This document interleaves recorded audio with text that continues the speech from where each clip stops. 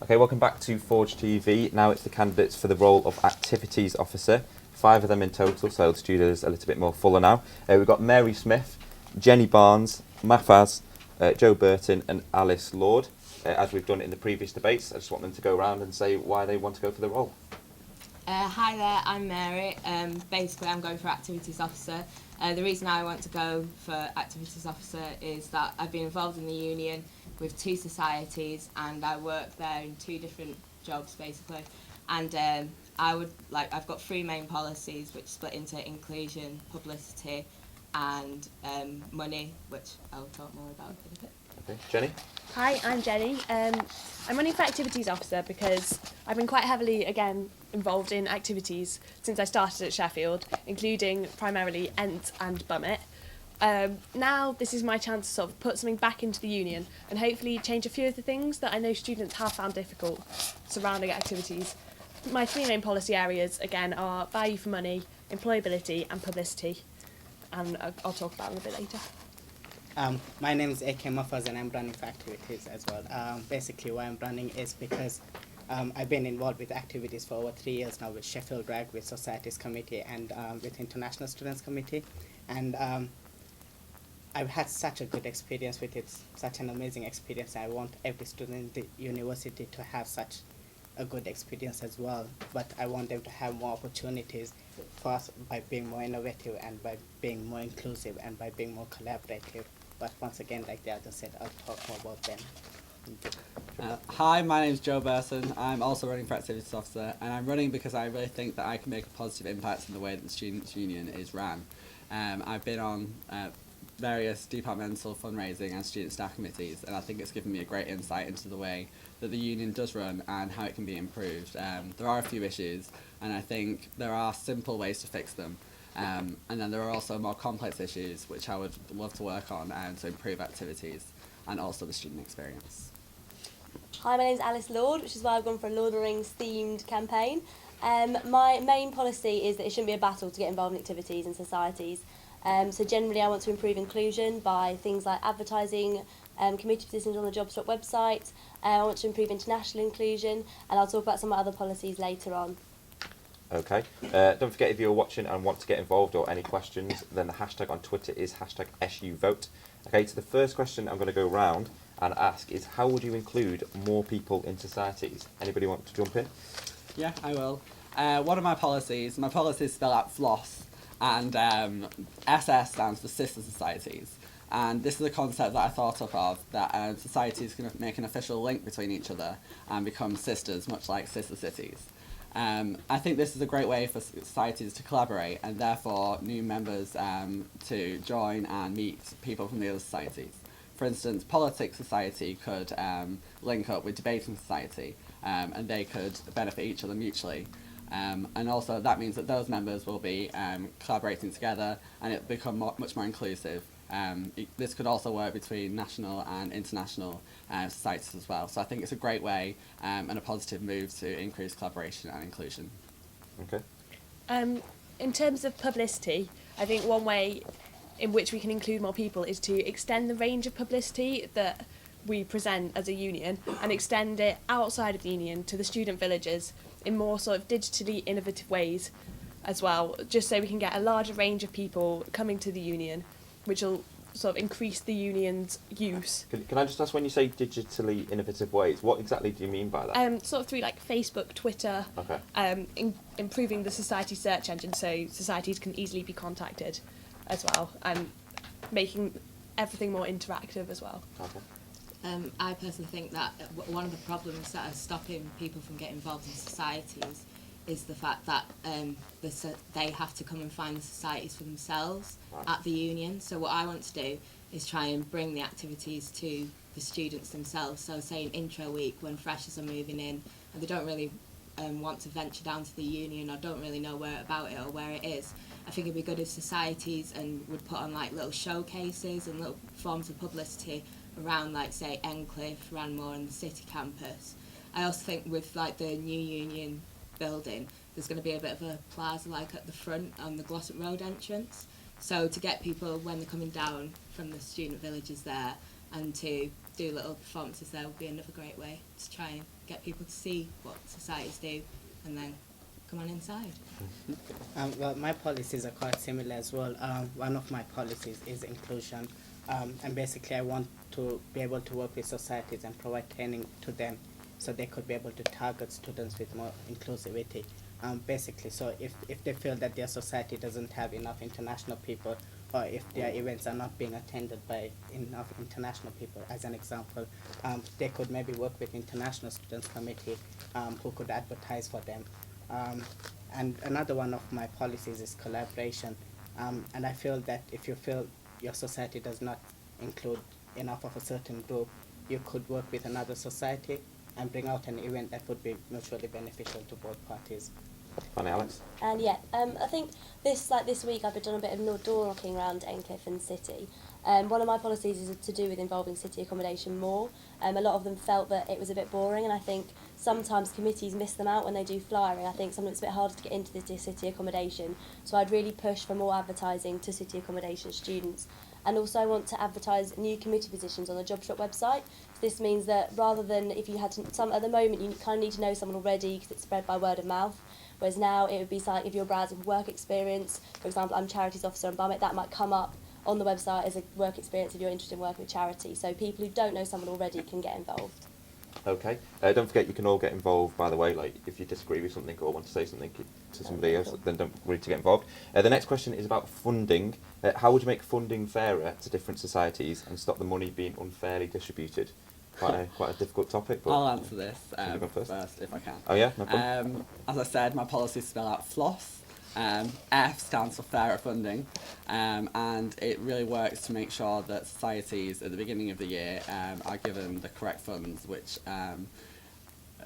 represents what they actually need. At the beginning of this year, every society was given £100, and I think this was a complete waste of resources because I'm on the Biomedical Science Society, and we don't need that money at the beginning of the year.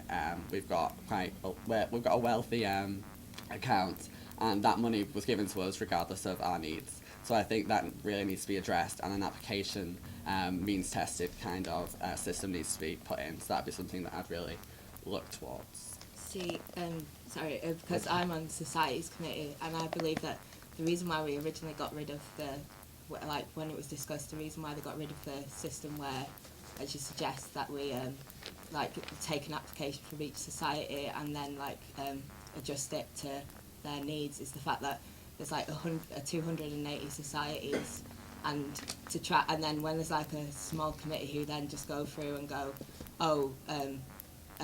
reading them individually, it just comes down to say under 20 people's view on who should be given what. So Yeah. You can't really there's no real way in being able to judge if some society needs more, because what we had was a lot of societies would, if you went, you could apply from this amount of money to this amount, a lot will apply for the maximum thinking, well, I'd prefer to have more money because then there's more funding available. So one of my policies is to try and make societies more enterprising and more self-sufficient. So by doing that, societies can use policies such as Give It a Go and the Adopt a Charity scheme, where they can gain funding in a way, but they don't have to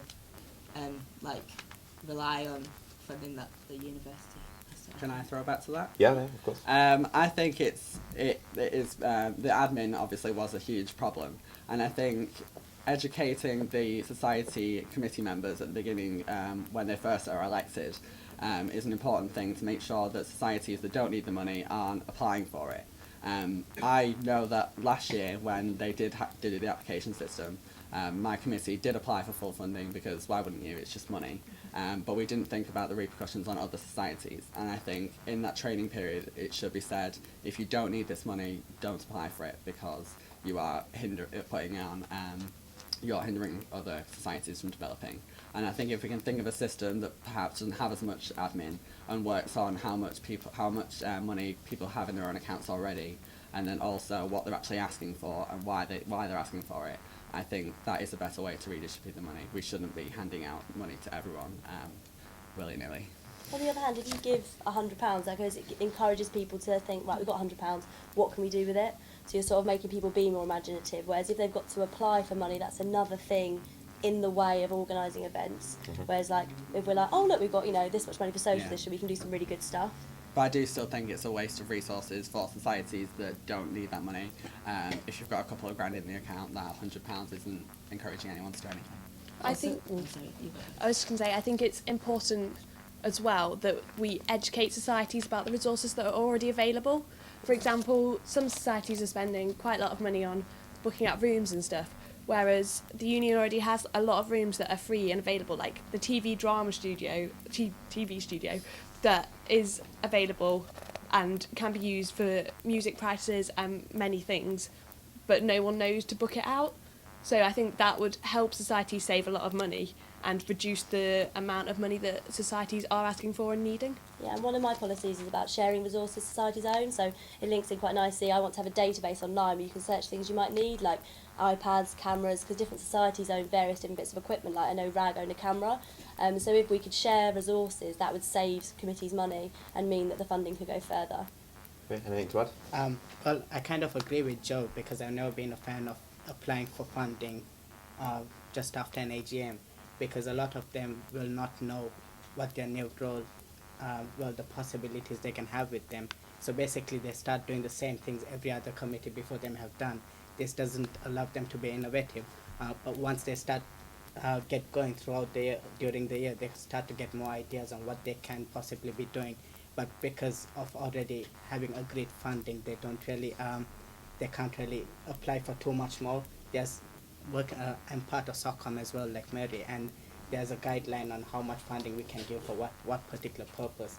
But this kind of hinders a society's ability to really kind of get money for a specific event if they kind of got a new innovative idea for an event.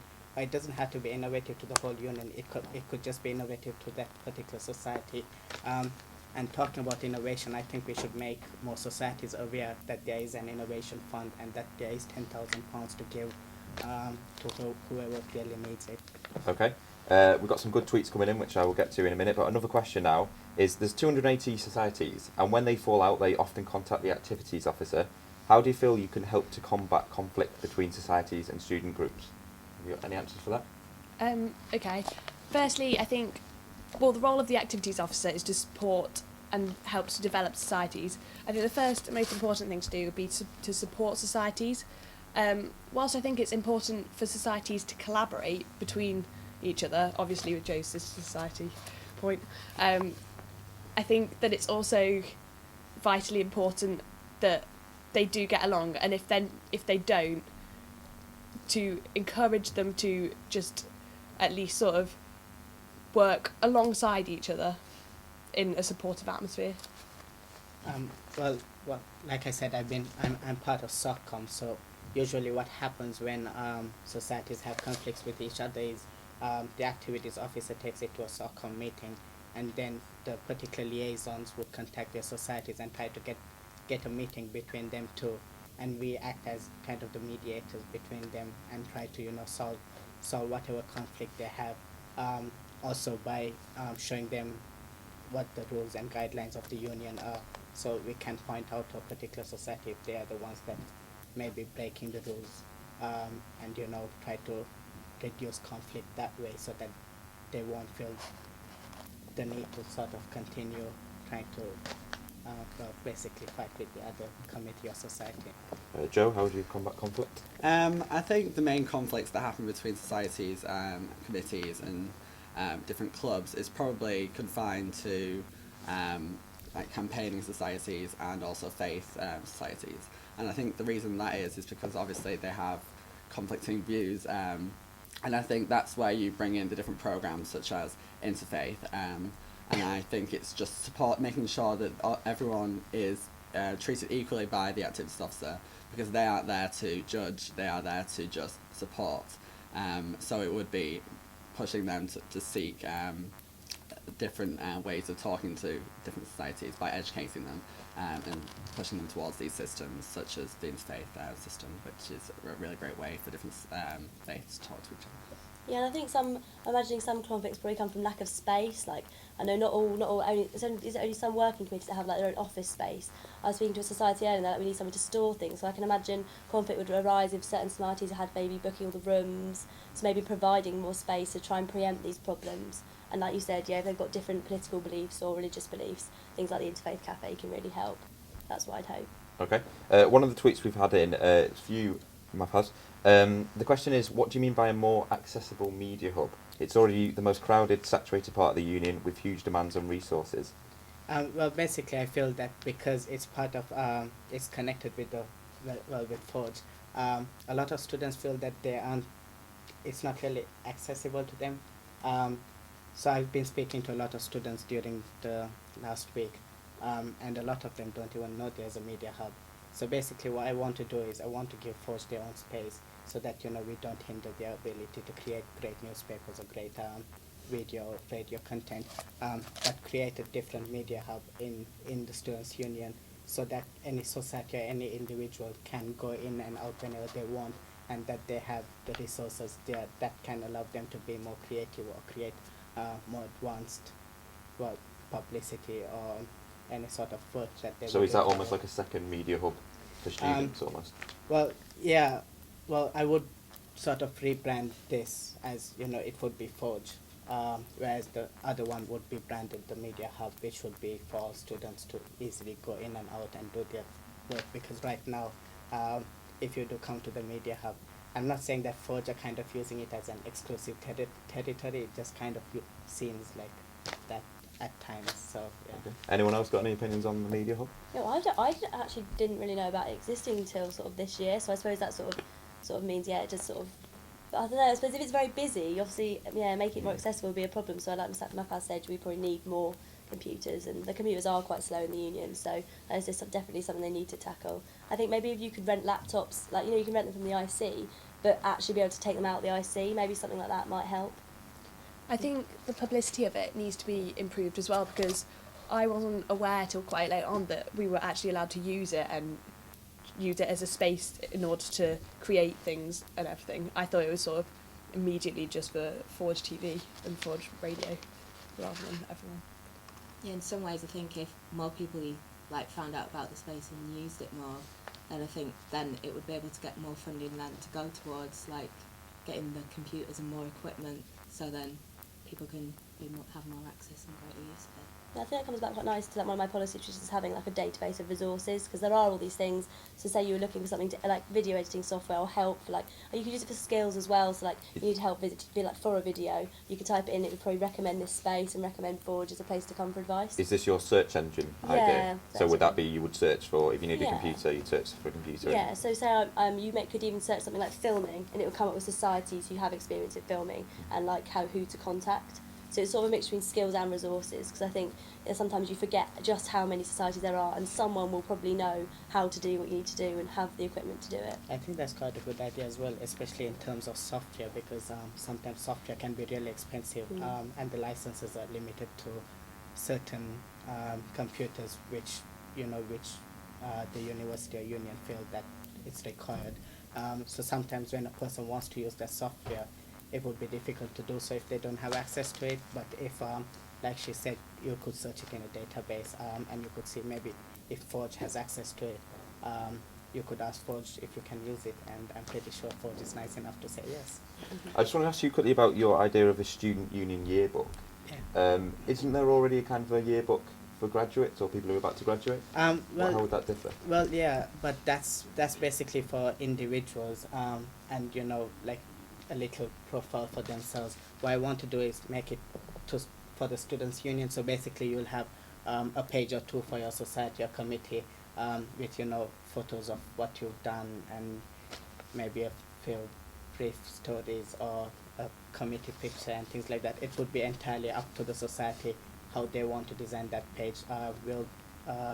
So basically, my plan was to talk to societies and tell them there's an opportunity, you have to be on the yearbook. Something you could, after we make your members could purchase it for a minimal fee, because there would be costs involved with making one. But I felt that by making that, when students do leave the university, it shouldn't be a yearbook that they have a little profile of themselves with every other student in the university, because it doesn't really make it not only find interesting reading, but I can't see how people would actually look back at it and maybe smile from all the enjoyable experiences they have had. But if there was a page dedicated to a society and that they themselves designed it, I feel that they would be able to look back at it and remember all those moments that Yeah. they enjoy together, basically. Okay. We've had a tweet in from Nicola Moore. She said, "How will you make activities more appealing to international students?" Anyone want to jump in on that one? Well, yeah, considering I'm an international student. Well, basically, I feel that international students, when they come from their countries, they aren't quite used to things like fundraising and volunteering. These aren't quite natural to them as it is for home students and maybe some other students from more developed nations. So it's really difficult for them to get into that mindset, which is why I feel that they'd rather stick to national societies and the International Students Committee. I was part of the International Students Committee for 2.5 years, and this was something that I tried to work on. One of which was the integration of international students with home students. How I tried to do that was by more collaboration, and well, if a committee like Sheffield Rag, I was targeting bigger committees first because they have a higher member base and they do the rather big events.